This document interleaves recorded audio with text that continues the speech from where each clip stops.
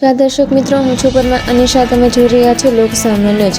તો જોઈએ આજના સમાચાર. સુરેન્દ્રનગરથી અમારા રિપોર્ટર ઈરુ પરમાર સાથે. ભાવનગરમાં લોકલ ક્રાઇમ બ્રાન્ચને મોટી સફળતા મળી છે.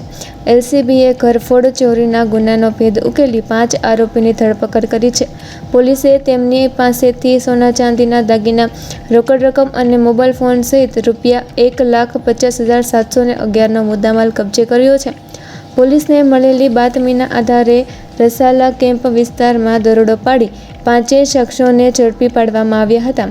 પૂછપરછ દરમિયાન આરોપીઓએ 1200 મહાદેવની વાડી વિસ્તારમાં આવેલા બંધ મકાનનો તાળો તોડી ઘરફોડ ચોરી કર્યાની કબૂલાત કરી હતી.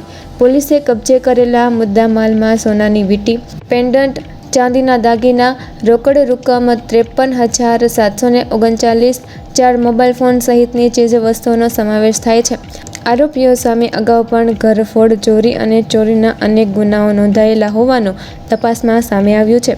હાલ તમામ આરોપીઓને નીલમબાગ પોલીસ સ્ટેશનને સોંપી વધુ તપાસ હાથ ધરવામાં આવી છે.